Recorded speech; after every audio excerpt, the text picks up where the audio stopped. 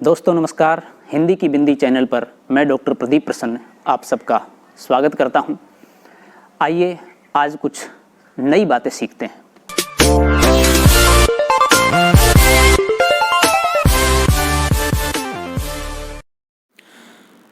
विद्यार्थियों, आज की वीडियो हम बना रहे हैं रीतिकाल का इतिहास पार्ट 11। रीतिकाल के इतिहास को लेकर लगातार हम सिलसिलेवार वीडियो बना रहे हैं और अब सिर्फ रीतिकाल के इतिहास को लेकर के एक दो वीडियो और बनेगी। उसके बाद फिर हम रीतिकाल के मुख्य जो 3 आयाम है, रीतिबद्ध, रीतिसिद्ध और रीतिमुक्त, इन सब को लेकर के 3 वीडियो या 2 वीडियो प्रमुख रूप से बनाएंगे, जिसमें इनके कवि और याद करने का आसान ट्रिक आपको समझाएंगे। आइए तो शुरू करते हैं आज की वीडियो। अगले कवि हैं गोकुलनाथ, गोपीनाथ और मणिदेव, यानी कि तीनों कवि। इन तीनों महानुभावों ने मिलकर हिंदी साहित्य में बड़ा भारी काम किया है।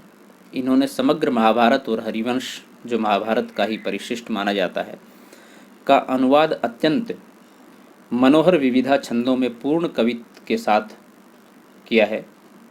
कथा प्रबंध का इतना बड़ा काव्य हिंदी साहित्य में दूसरा नहीं बना। ये लगभग 2000 पृष्ठों में समाप्त हुआ है। इतना बड़ा ग्रंथ होने पर भी न तो इसमें कहीं शिथिलता आई है और न ही रोचकता और काव्य गुण में कमी हुई है। छंदों का विधान इन्होंने ठीक उसी रीति से किया है जिस रीति से इतने बड़े ग्रंथ में होना चाहिए। जो छंद उठाया है उसका कुछ दूर तक निर्वाह किया है। केशव दास की तरह छंदों का तमाशा नहीं दिखाया है। अर्थात ऐसा नहीं कि एक छंद लिखा उसके बाद तुरंत दूसरे छंद में बात कहनी शुरू कर दी।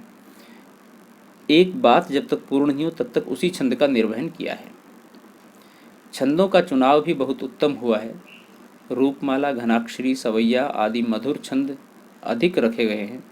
बीच बीच में दोहे और चौपाइयाँ भी हैं। भाषा प्रांजल और सुव्यवस्थित है। अनुप्रास का अधिक आग्रह न होने पर भी आवश्यक विधान है।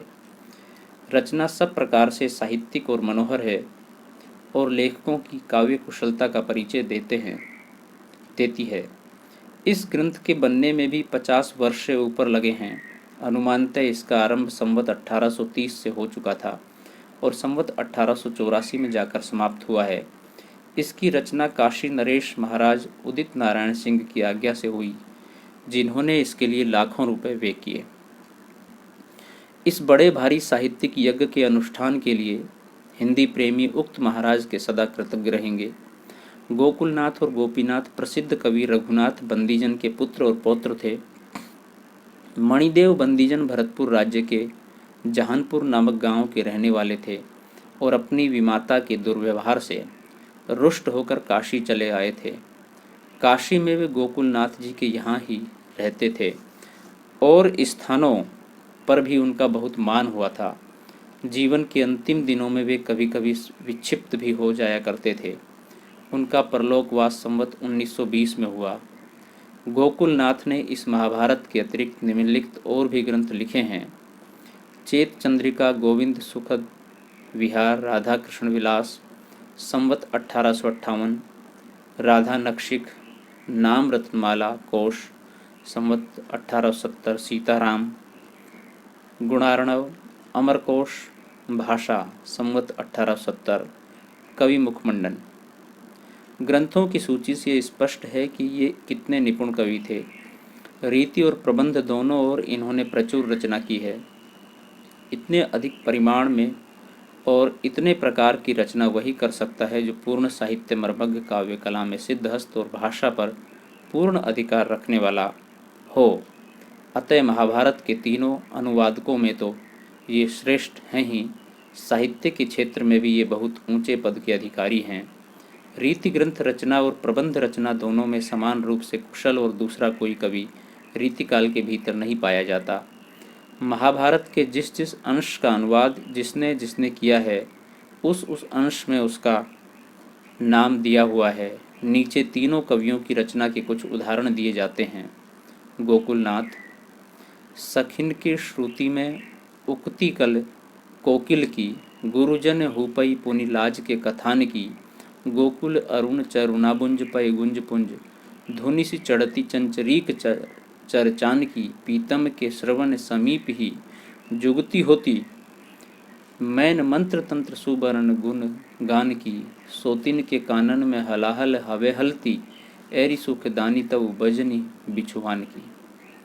और देखिए कवित, लही सुदेशना की सुहाग्या नीच, कीचक जोन जाए सिंघनी पास जम्बू के तथा कीनी गोन। लग्यो कृष्ण सो कहन या भांति सस्मित बैन, यहाँ आई कहाँ ते तुम कौन हो छवि एन। अगले कवि हैं बोधा। ये राजापुर जिला बांदा के रहने वाले सरयू पारी ब्राह्मण थे। पन्ना के दरबार में इनके संबंधियों की अच्छी प्रतिष्ठा थी। उसी संबंध से ये बाल्यकाल ही में पन्ना चले गए। इनका नाम बुद्धिसेन था, पर महाराज इन्हें प्यार से बोधा कहने लगे और वही नाम इनका प्रसिद्ध हो गया। भाषा काव्य के अतिरिक्त इन्हें संस्कृत और फारसी का भी अच्छा ज्ञान था, बोध था। शिव सिंह सरोज में इनका जन्म संवत 1804 दिया हुआ है। इनका कविता काल संवत 1830 से 1860 तक माना जा सकता है। बोधा एक बड़े रसिक जीव थे। कहते हैं कि पन्ना के दरबार में सुबहान नाम की एक वेश्या थी, जिस पर इनका प्रेम हो गया। इस पर रुष्ट होकर महाराज ने इन्हें 6 महीने देश निकाले का दंड दिया। सुबहान के वियोग में 6 महीने इन्होंने बड़े कष्ट से बिताए और इसी बीच में विरह वारिश नामक एक पुस्तक लिखकर तैयार की। 6 महीने बाद जब ये फिर दरबार में लौटकर आए, तब अपने विरह वारिश के कुछ कवित सुनाए। महाराज ने प्रसन्न होकर उनसे कुछ मांगने को कहा। उन्होंने कहा सुभान अल्लाह। महाराज ने प्रसन्न होकर सुभान को इन्हें दे दिया और इनकी मुराद पूरी हुई। विरह वारिश के अतिरिक्त इश्क नामा भी इनकी एक प्रसिद्ध पुस्तक है। इनके बहुत से फुटकल कवित सवैये इधर उधर पाए जाते हैं। बोधा एक रसोन्मत्त कवि थे। इससे इन्होंने कोई रीति ग्रंथ न लिखकर अपनी मौज के अनुसार फुटकल पदों की रचना की है। ये अपने समय के एक प्रसिद्ध कवि थे। प्रेम मार्ग के निरूपण में इन्होंने बहुत से पद कहे हैं। प्रेम की पीर की व्यंजना भी इन्होंने बड़े मर्म स्पर्शी युक्ति से की है। यत्र तत्र व्याकरण दोष रहने पर भी इनकी भाषा चलती और मुहावरेदार होती थी। उससे प्रेम की उमंग छलकी पड़ती है। इनके स्वभाव में फक्कड़पन भी कम नहीं था। नेजे कटारी और कुर्बान वाली बाजारू ढंग की रचना भी इन्होंने कहीं कहीं की है। जो कुछ हो, ये भावुक और रसज्ञ कवि थे, इसमें कोई संदेह नहीं। कुछ पद इनके नीचे दिए जाते हैं। अति खिन मृणाल के तारों थे तेही ऊपर पाँव दे आवनो है, सुई बेही कई द्वार सके न तहाँ पर तीति को टाढ़ो लदावनो है। कवि बोधा अनिघन नेजऊ है ते चढ़ितापे न चित्त डरावनो है। ये प्रेम को पंथ कराल महा तरवारी की धार पे धावनो है। यानी कि प्रेम का मार्ग ऐसा है जो बहुत कंटीला है, कठोर है, तलवार की धार पे जैसे कि चलना हो। एक सुभान के आनन पे कुर्बान जहाँ लगी रूप जहाँ को, कयो सतक्रम तू की पदवी लुटिए लखी की मुस्काट ताको। शोक जरा गुजरान जहाँ, कवि बोध जहाँ उजरान तहाँ को, जान मिले तो जहाँ न मिले, नहीं जान मिले तो जहाँ न कहाँ को। अगले कवि हैं रामचंद्र। इन्होंने अपना कुछ भी परिचय नहीं दिया है। भाषा महिम के कर्ता काशीवासी मनियार सिंह ने अपने को चाकर अखंडित श्री रामचंद्र पंडित के लिखा है। मनियार सिंह ने अपना भाषा महिमन संवत 1841 में लिखा, अतः इनका समय संवत 1840 माना जा सकता है। इनकी एक पुस्तक चरण चंद्रिका ज्ञात है, जिस पर इनका सारा यश स्थिर है। ये भक्ति रसात्मक ग्रंथ केवल 62 कवितों का है। इसमें पार्वती जी के चरणों का वर्णन अत्यंत रुचिकर और अनूठे ढंग से किया गया है। इस वर्णन से अलौकिक सुषमा, विभूति, शक्ति और शांति फूट पड़ती है। उपास्य के एक अंग में अनंत ऐश्वर्य की भावना भक्ति की चरम भावुकता के भीतर भी संभव है। भाषा लाक्षणिक और पांडित्यपूर्ण है। कुछ और अधिक न कहकर इनके 2 कवित्व ही सामने रख देना ठीक है। नुपुर बजत मानी मृग से अधीन होत, मीन होत जानी चरणामृत झरनी को, खंजन से नचऊ देखी सुषमा सरद किसी, संचऊ मधुकर से पराग के सरणी को। रीझी रीझी तेरी छवि तेरी रीझी रीझी तेरी पद छवि पे तिलोचन के, लोचन ये अम्ब धारे केतिक धारणी को, फूलत कुमुद से मयंक से निरखी नख, पंकज से खिले लखी तर व तरनी को। अगले कवि हैं मंचित। ये मऊ बुंदेलखंड के रहने वाले ब्राह्मण थे और संवत 1836 में वर्तमान थे। इन्होंने कृष्णचरित्र संबंधी 2 पुस्तकें लिखी हैं, सुरभि दान लीला और कृष्णायन। सुरभि दान लीला में बाल लीला, यमलार्जुन पतन और दान लीला का विस्तृत वर्णन सार छंद में किया गया है। इसमें श्री कृष्ण का नखशिख भी बहुत अच्छा कहा गया है। कृष्णायन तुलसीदास जी की रामायण के अनुकरण पर दोहों चौपाइयों में लिखी गई है। इन्होंने गोस्वामी जी की पदावली तक का अनुकरण किया है। स्थान स्थान पर भाषा अनुप्रास युक्त और संस्कृत गर्भित है। इससे ब्रजवासी दास की चौपाइयों की अपेक्षा इनकी चौपाइयाँ गोस्वामी जी की चौपाइयों से कुछ अधिक मेल खाती हैं, पर यह मेल केवल कहीं कहीं दिखाई पड़ जाता है। भाषा मर्मज्ञ को दोनों का भेद बहुत जल्दी स्पष्ट हो जाता है। इनकी भाषा ब्रज है, अवधि नहीं। उसमें वह सफाई और व्यवस्था कहाँ। कृष्णायन की अपेक्षा इनकी सुरभि दान लीला की रचना अधिक सरस है। कुछ अवतरण नीचे दिए जाते हैं। कुंडल लोल अमोल कान के छुअत कपोलन आवई, डुलई आपसे खुलई जोर छवि बरबस मनहि चुरावई, खोर विशाल भाल पर शोभित केसर की चित भावई, ताके बीच बिंदु रोरी के ऐसो बेस बनावई। अचरज अमित भयो लखि सरिता, कृष्ण देव कहे प्रिय जमुनासी, अति विस्तार पार पद पावन बंचर बनम बनज विपुल बहु, पक्षी नाना जिनिस जीव सरी सेवे। अगले कवि हैं मधुसूदन दास। ये माथुर चौबे थे। इन्होंने गोविंद दास नामक किसी व्यक्ति के अनुरोध से संवत 1839 में रामाश्वमेघ नामक मेधा नामक एक बड़ा और मनोहर प्रबंध काव्य बनाया, जो सब प्रकार से गोस्वामी जी के रामचरितमानस का परिशिष्ट ग्रंथ होने के योग्य है, अर्थात तुलसीदास के रामचरितमानस के से प्रभावित है, उसी कथा के आधार पर है। इसमें श्री रामचंद्र द्वारा अश्वमेघ यज्ञ का अनुष्ठान घोड़े के साथ, गई हुई सेना के साथ सुबाहु, दमन, विद्युमन माली राक्षस, वीरमणि, शिव, सुरथ आदि का घोर युद्ध, अंत में राम के पुत्र लव और कुश के साथ भयंकर संग्राम, श्री रामचंद्र द्वारा युद्ध का निवारण और पुत्रों सहित सीता का अयोध्या में आगमन, इन सब प्रसंगों का पद्म पुराण के आधार पर बहुत ही विस्तृत और रोचक वर्णन है। ग्रंथ की रचना बिल्कुल रामचरितमानस की शैली पर हुई है। प्रधानतः दोहों के साथ चौपाइयाँ की है, जैसा कि रामचरितमानस में भी है, दोहा और चौपाई का संयोग है, पर बीच बीच में गीतिका आदि और छंद भी हैं। पद विन्यास और भाषा सौष्ठव रामचरितमानस का सा ही है। प्रत्यय और रूप भी बहुत कुछ अवधि के रखे गए हैं। गोस्वामी जी की प्रणाली के अनुसरण में मधुसूदन दास जी को पूरी सफलता हुई है। इनकी प्रबंध कुशलता, कवित्व शक्ति और भाषा की शिष्टता तीनों उच्च कोटि की हैं। इनकी चौपाइयाँ अलबत्ता गोस्वामी जी की चौपाइयों से बेखट मिलाई जा सकती हैं। सूक्ष्म दृष्टि वाले भाषा मर्मज्ञों को केवल थोड़े ही से ऐसे स्थलों में भेद लक्षित हो सकता है जहाँ बोलचाल की भाषा होने के कारण भाषा का असली रूप अधिक स्पष्ट है।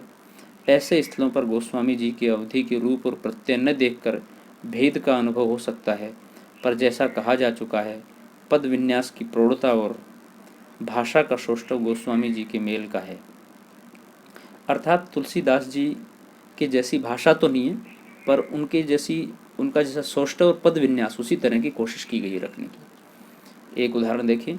सिय रघुपति पद कंज पुनीता, मृदु मंजुल सुंदर सब भांति, प्रणत कल्प तर सब ओरा, त्रिविधा कलुष कुंजर घनघोरा, चिंतामणि पारस सुर घोनु, जनमन मानस रसिक मराला, निरखी काल जित कोपि अपारा, महावेग युत आवै सोई। अगले कवि हैं मनियार सिंह। ये काशी के रहने वाले क्षत्रिय थे। इन्होंने देव पक्ष में ही कविता की है और अच्छी की है।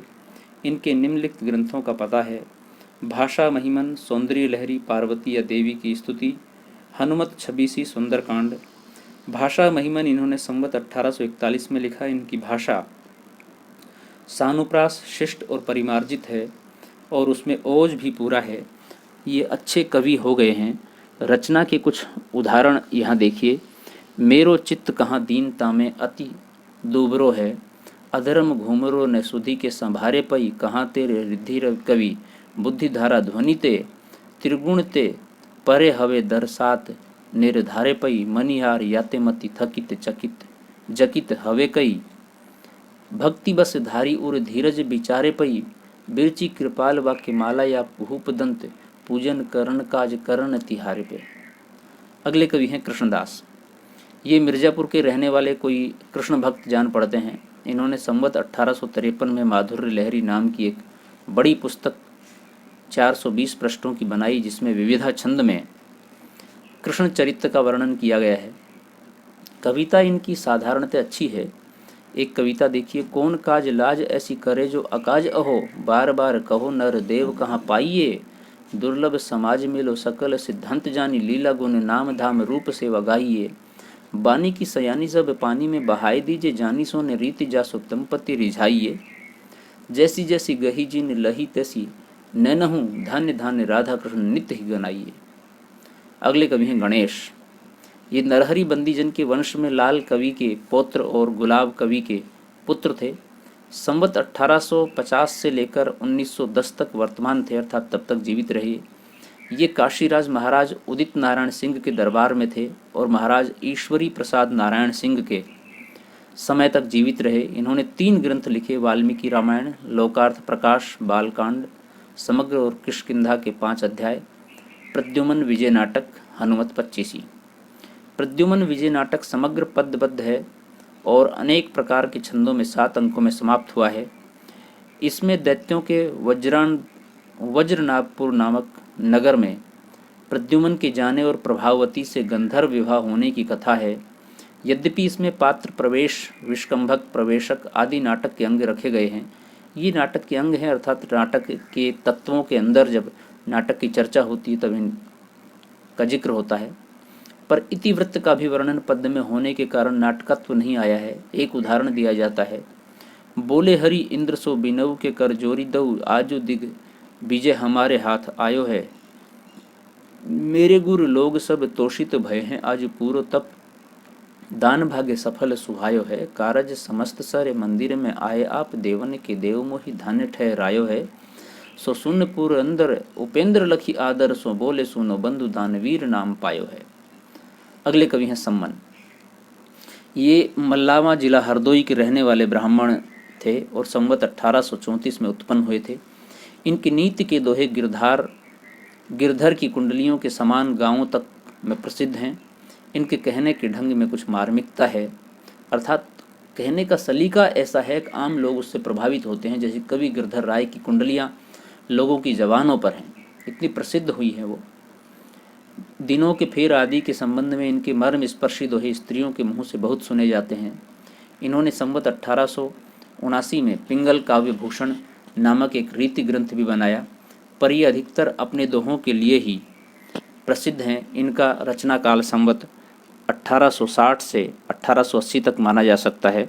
कुछ दोहे देखिए, निकट रहे आदर घटे, दूरी रहे दुख होए, सम्मन या संसार में प्रीति करो जनिकोय, सम्मन चहो सुख देह को, तो छाड़ो ये चारी, चोरी चुगली जामनी और पराई नारी।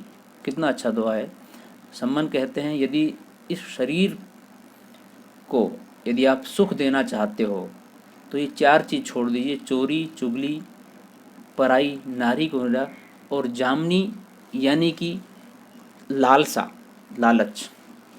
सम्मन मीठी बात सो होत सबई सुख, पूर जेही नहीं सीखो बोलिबो, तेही सीखो सब धूर। अगले कवि हैं ठाकुर। इस नाम के 3 कवि हो गए हैं, जिसमें 2 असनी के ब्रह्मभट्ट थे और 1 बुंदेलखंड के कायस्थ। तीनों की कविताएं ऐसी मिलजुल गई हैं कि भेद करना कठिन है। हाँ, बुंदेलखंडी ठाकुर की वे कविताएं पहचानी जा सकती है जिनमें बुंदेलखंडी कहावतें या मुहावरे आए हैं।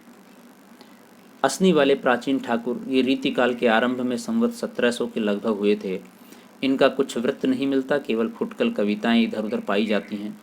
संभव है इन्होंने रीतिबद्ध रचना न करके अपने मन की उमंग के अनुसार समय समय पर कवित्व सवैये बनाए हों, जो चलती और स्वच्छ भाषा में हैं। इनके ये सवैये बहुत सुने जाते हैं। बोरी रसालन की चढ़ी डारन कूकत क्वैलिया मोन गहेना ठाकुर कुंजन कुंजन गुंजन घोरन भीर चुपई वो चहेना शीतल मंद सुगंधित बीर समीर लगे तन धीर रहे ना व्याकुल कीन्हो बसंत बनाए कि जाय के कंत सो को कहे ना। असनी वाले दूसरे ठाकुर ये ऋषिनाथ कवि के पुत्र और सेवक कवि के पितामह थे।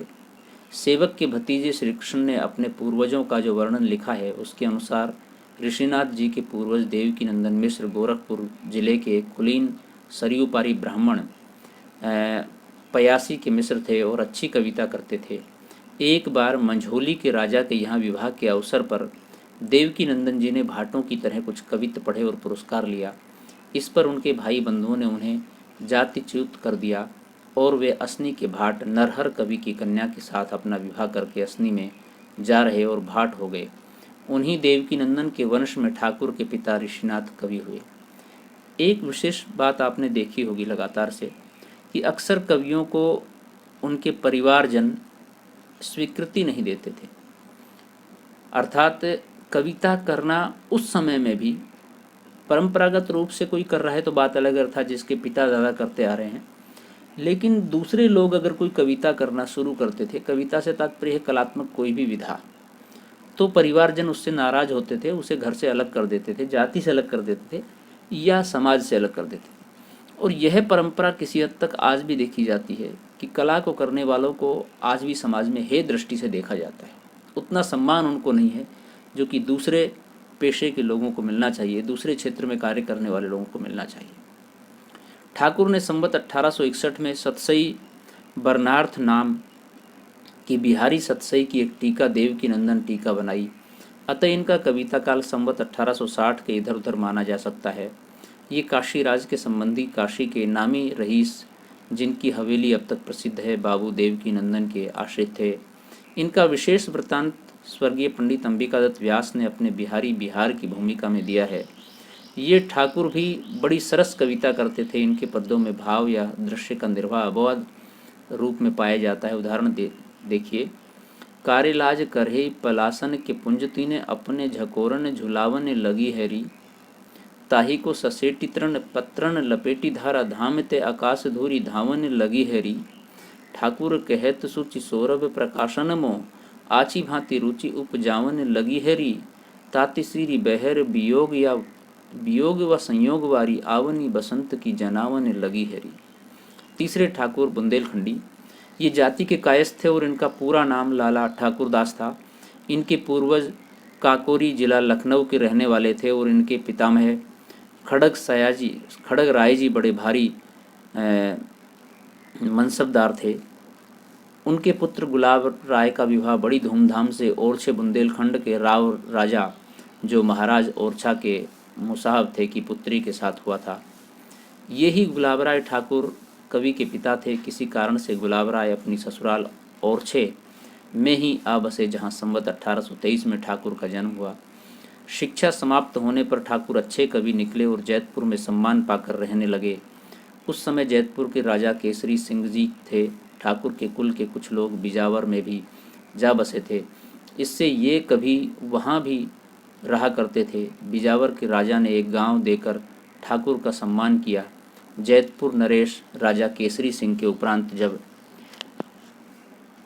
उनके पुत्र राजा पारीछत गद्दी पर बैठे तब ठाकुर उनकी सभा के रत्न हुए। ठाकुर की ख्याति उसी समय से फैलने लगी और वे बुंदेलखंड के दूसरे राजदरबारों में भी आने जाने लगे। बांदा के हिम्मत बहादुर गोसाई के दरबार में कभी कभी पद्माकर जी के साथ ठाकुर की कुछ नोकझोंक की बातें हो जाया करती थी। एक बार पद्माकर जी ने कहा, ठाकुर कविता तो अच्छी करते हैं पर पद कुछ हल्के पड़ते हैं। इस पर ठाकुर बोले, तभी तो हमारी कविता उड़ी उड़ी फिरती है। इतिहास में प्रसिद्ध है कि हिम्मत बहादुर कभी अपनी सेना के साथ अंग्रेजों का कार्य साधन करते थे और कभी लखनऊ के नवाब के पक्ष में लड़ते थे। कवि की एक विशिष्ट बात होती है हाजिर जवाबी, और विशेष रूप से आदि काल में ये देखा गया है कवि असी और मसी दोनों के धनी थे, अर्थात वो कलम भी चलाते थे और तलवार भी चला, युद्ध भी लड़ते थे राजा के साथ में। तो यहाँ भी उसी बात का जिक्र है। रीति काल तक बहुत सारे कवि ऐसे हुए हैं जो राज दरबार में किसी यहाँ कार्य करते थे, तो वो कविता तो लिखते ही थे, साथ ही साथ आवश्यकता होने पर सैनिक के रूप में भी कार्य करते थे। तो असी और मसी दोनों के धनी थे कवि। एक बार हिम्मत बहादुर ने राजा पारीक्षत के साथ कुछ धोखा करने के लिए उन्हें बांधे बुलाया। राजा पारीक्षत वहां जा रहे थे कि मार्ग में ठाकुर कवि मिले और दो ऐसे संकेत भर सवैये पढ़े कि राजा पारीक्षत लौट गए। एक सवैया यह है कि कैसे सुचित भये निकसो बिहसों बिलसो हरिदई गलबाही, ये छल छिद्रन की बतियाँ छलती छिन एक धरी पलमाही, ठाकुर वही जूरी एक बही रचही पर पंच कछु ब्रज माही, हाल चमाइन की दुह चाल की लाल तुम्हें है दिखावत की नाही। कहते हैं कि ये हाल सुनकर हिम्मत बहादुर ने ठाकुर को अपने दरबार में बुला भेजा। बुलाने का कारण समझकर भी ठाकुर बेधड़क चले गए। जब हिम्मत बहादुर इन पर झल्लाने लगे तब इन्होंने यह कविता पढ़ा। वेई नर निर्णन निर्णय निदान में सराहे जात, सुखन अघात प्याला प्रेम को पिए रहें, हरि रस चंदन चढ़ाए अंग अंगन में नीति को तिलक बेंदी जस की दिए रहें। ठाकुर कहत मंजु कुंजते मृदुल मन, मोहनी स्वरूप धारे हिम्मत ही रहे। भेंट बहे समय असमय अचाहे चाहे, और लो निभाएं आंखें एक सी किए रहें। इस पर हिम्मत बहादुर ने जब कुछ और कटु वचन कहा तब सुना जाता है कि ठाकुर ने मयान से तलवार निकाल ली और बोले, सेवक सिपाही हम उन राजपूतन के, दान युद्ध जुरीबे में नेकु जेने मुरके, नीत देव नारे हैं मही के मही पालन को हिये के विशुद्ध हैं सनेही सांचे उरके। ठाकुर कहत हम बैरी बेवकूफन के, जाली में दमाद हैं अदानिया ससुर के। जो जिन के जोची महा मोजिन के महाराज, हम कविराज हैं पै चाकर चतुर के। हिम्मत बहादुर ये सुनते ही चुप हो गए। फिर मुस्कुराते हुए बोले, कवि जी बस मैं तो यही देखना चाहता था कि आप कोरे कवि हैं या पुरखों की हिम्मत भी आप में। इस पर ठाकुर जी ने बड़ी चतुराई से उत्तर दिया, महाराज हिम्मत तो हमारे ऊपर सदा अनूप रूप से बलिहारी रही है, आज हिम्मत कैसे गिर जाएगी। गोसाई हिम्मत गिरी का असल नाम अनूप गिरी था। हिम्मत बहादुर शाही खिताब था ठाकुर कवि का परलोकवास संवत 1880 के लगभग हुआ। अतः इनका कविता काल संवत 1850 से 1880 तक माना जा सकता है। इनकी कविताओं का एक अच्छा संग्रह ठाकुर ठसक के नाम से श्रीयुत लाला भगवान दीन ने निकाला है, पर इसमें भी दूसरे दो ठाकुर की कविताएं मिली हुई हैं। इस संग्रह में विशेषता यह है कि कवि का जीवन वृत्त भी कुछ दे दिया गया है। ठाकुर के पुत्र दरियाव सिंह चतुर और पौत्र शंकर प्रसाद भी कवि थे। ठाकुर बहुत ही सच्ची उमंग के कवि थे। इनमें कृत्रिमता का लेश नहीं, न तो कहीं व्यर्थ का शब्दाडंबर है, न कल्पना की झूठी उड़ान और न अनुभूति के विरुद्ध भावों का उत्कर्ष। जैसे भावों का जिस ढंग से मनुष्य मात्र अनुभव करते हैं, वैसे भावों को उसी ढंग से यह कवि अपनी स्वाभाविक भाषा में उतार देता है। बोलचाल की चलती भाषा में भाव को ज्यों का त्यों सामने रख देना इस कवि का लक्ष्य रहा है। ब्रज भाषा की श्रृंगारी कविताएं प्राय स्त्री पात्रों के ही मुख की वाणी होती हैं। अतः स्थान स्थान पर लोकोक्तियों का जो मनोहर विधान इस कवि ने किया, उनसे उक्तियों में और भी स्वाभाविकता आ गई है। ये एक अनुभूत बात है कि स्त्रियां बात बात में कहावतें कहा करती हैं। उनके हृदय के भावों की भरपूर व्यंजना के लिए ये कहावतें मानो एक संचित वांग्मय हैं। लोक में, खासतौर से ग्रामीण परिवेश में विशेष रूप से, या फिर जो इस समय वृद्ध स्त्रियां हैं जिन्होंने प्राचीन समय को देखा है, उन स्त्रियों के मुख में वास्तव में कहावतें और लोकोक्तियाँ ऐसे बस जाती हैं जैसे कि वो साधारण बात कह रही हैं, क्योंकि उन्होंने पूर्व में ये सब अपने परिवारजन से, समाज से ग्रहण किया है। तो लोकोक्तियाँ और कहावतों का प्रयोग बुजुर्ग लोग बहुतायत में करते थे, और चूंकि उस समय अध्ययन, किताबी अध्ययन नहीं था, यही व्यवहारिक अध्ययन, व्यवहारिक ज्ञान ही प्रसारित होता था, चलता रहता था। लोकोक्तियों का जैसा मधुर उपयोग ठाकुर ने किया है, वैसा और किसी कवि ने नहीं। इन कहावतों में से कुछ तो सर्वत्र प्रचलित हैं और कुछ खास बुंदेलखंड की हैं। ठाकुर सच्चे उदार भावुक और हृदय के पारखी कवि थे। इसी से इनकी कविताएं विशेषतः सवैये इतने लोकप्रिय हुए।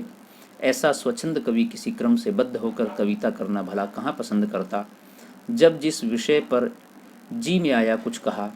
ठाकुर प्रधानतः प्रेम निरूपक होने पर भी लोक व्यापार के अनेकांगदर्शी कवि थे। इसी से प्रेम भाव की अपनी स्वाभाविक तन्मयता के अतिरिक्त कभी तो ये अख्ती, फाग, बसंत, होली, हिंडोरा आदि उत्सवों के उल्लास में मग्न दिखाई पड़ते हैं। कभी लोगों की क्षुद्रता, कुटिलता, दुरुशीलता आदि पर क्षोभ प्रकट करते पाए जाते हैं और कभी काल की गति पर खिन्न और उदास देखे जाते हैं। कवि कर्म को ये कठिन समझते थे। रूढ़ी के अनुसार शब्दों की लड़ी जोड़ चलने को ये कविता नहीं कहते थे। नमूने के लिए यहाँ इनके पद दिए जाते हैं। सीखी लीनो मीन मृग खंजन कमल नैन, सीखी लीनो जस वो प्रताप को कहानो है। सीखी लीनो कल्प वृक्ष काम धोनो चिंतामणि, सीखी लीनो मेरु वो कुबेर गिरी आनो है। ठाकुर कहत या को बड़ी है कठिन बात, या को नहीं भोली कहू बांधियत बानो है। ढेल सो बनाए आए मेलत सभा के बीच, लोगत कवित की बेखेल करी जानो है। बहुत सुंदर कवित है। अगला देखिए।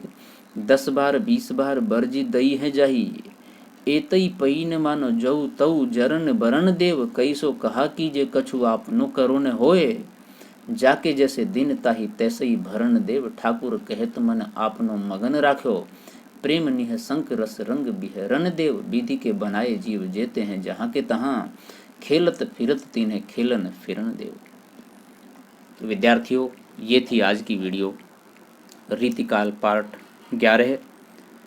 इसमें रीतिकाल के जो शेष कवि थे उन सब के बारे में हमने विस्तार से बताया। वीडियो आपने पूरी देखी, इसके लिए आपका बहुत बहुत धन्यवाद। संभवतः वीडियो आपकी समझ में आई होगी, अच्छी लगी होगी, आपके लिए ज्ञानप्रद लाभप्रद रहेगी, ऐसी आशा है।